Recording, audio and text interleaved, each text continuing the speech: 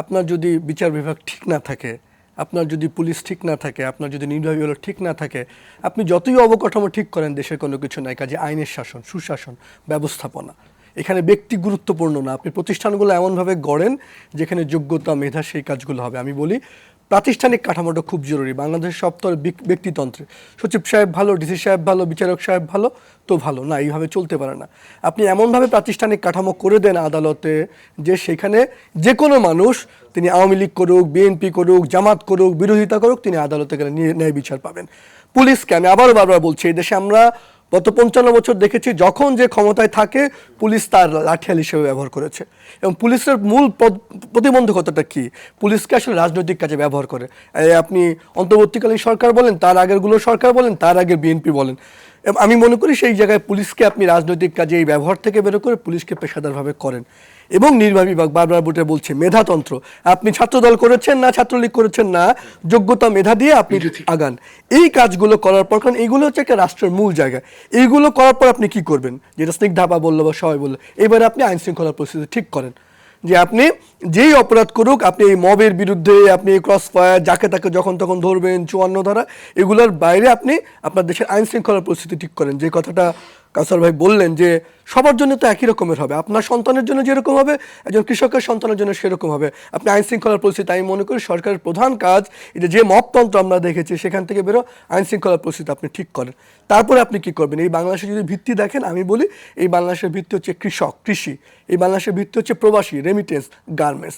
তাহলে আপনি কি করবেন? দেখেন আমাদের এই যে যদি বলি লোকের কর্মসংস্থান, আমাদের তো কর্মসংস্থানে এত জায়গা নেই। এই যে শিক্ষা ব্যবস্থা, প্রতি জেলায় জেলায় আমরা দেখেছি বিশ্ববিদ্যালয় হয়েছে। এই জেলায় জেলায় বিশ্ববিদ্যালয় থেকে ধারণা থেকে আমাদের বের হয়ে আসতে হবে।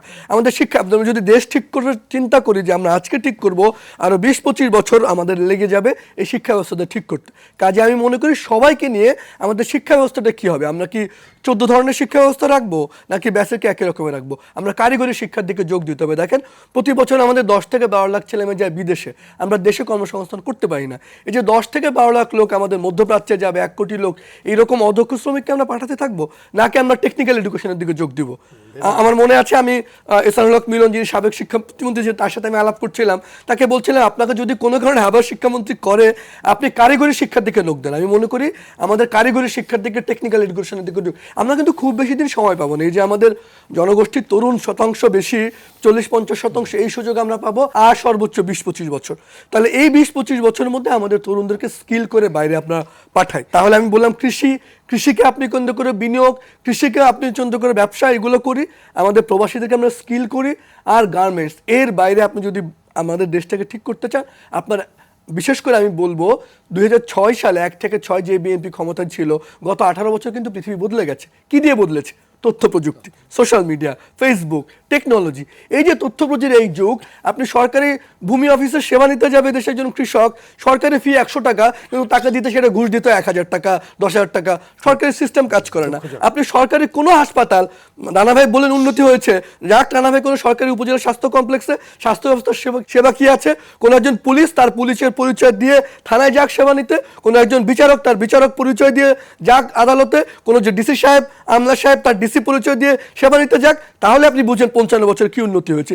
এই অবকাঠামো আইয়ুব খান আমল থেকে শুরু হয়েছে, রাস্তাঘাট, ব্রিজ, এই অবকাঠামো উন্নয়ন, আসলে এই উন্নয়ন লিবিয়া টিকে নেই, সিরিয়া টিকে নেই, পৃথিবীর কোনো দেশের টিকে না। টিকে হচ্ছে মূল্যবোধ। আপনি জজ সাহেব, তিনি বিচারক পরিচয় না দিয়ে এমনিতে সেবা নিতে যাক, ডিসি সাহেব তার ডিসি পরিচয় দিয়ে ভূমি অফিসে যাক, আপনি যান, দেখবেন সেবার কি অবস্থা। এবং আপনি দেখেন এই যে সেবা যদি হতো, এই যে যারা আমাদের মন্ত্রী মিনিস্টার হলো, তার অসুস্থ হলে সে কোথায় যাবে? সে তো যাবে সিঙ্গাপুর, থাইল্যান্ড। সে তো সরকারি হাসপাতালে যাবে না, পিজি হাসপাতালে। সে তো সেবা নেওয়ার জন্য উপজেলা স্বাস্থ্য কমপ্লেক্সে যাবে না। আপনি নিয়ম করেন যে প্রত্যেক এমপি তার উপজেলা স্বাস্থ্য কমপ্লেক্সের ঠিক মানে সেবা নিতে যাক। তো আপনি যেই এলাকার এমপি হয়েছেন, আপনি দেখেন সেখানকার স্বাস্থ্য ব্যবস্থা কেমন।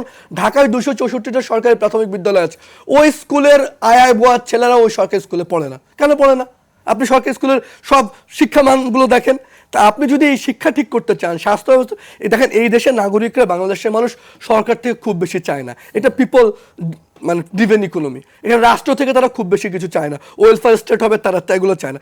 তারা চায় কি ভাই? একজন কৃষক চায় যে ভাই সে তার মতো করে আয় করবে, একজন শ্রমিক রিক্সাওয়ালা তার মতো করে আয় করবে, কিন্তু ভাই রাস্তায় আপনি তারা চাঁদাবাজি করবেন না। চট করে আপনি তাকে ধরে নিয়ে ভোটের আগে তাকে হয়রানি করবেন না, আপনি তাকে যখন তখন মামলায় দিবেন না, সে বিচার বিভাগ এই যে এই বেসিক জায়গাগুলো আপনি ঠিক করেন। এবং দেখেন অবকাঠামো পৃথিবীর এক এক দেশে এক এক রকমের হতে পারে, কিন্তু বিচার বিভাগ, আইনের শাসন, শিক্ষা, এগুলো পৃথিবীর সব দেশে আপনার একই রকম ভাবে করতে হবে। আপনাকে নিরাপরাধ মানুষ সেখানে আপনি ভোগান্তিতে হবে না। এইগুলোর জন্য আপনি সিঙ্গাপুরেও যে আমেরিকাতে এই বেসিকগুলো আপনাকে ঠিক রাখতে হবে। আপনি যদি এগুলো ঠিক রাখতে পারেন এবং যে আলাপে আসছে তারেক রহমান বলেন বা যেই প্রধানমন্ত্রী হোক, তিনি যদি ঠিক করেন যে না আমার কন্যার জন্য, তার যেহেতু কন্যা আছে, আমার কন্যার জন্য যে বাংলাদেশ চাই, সব নাগরিকের জন্য তেমন একটা দেশ চাই, আমি মনে করি দেশটা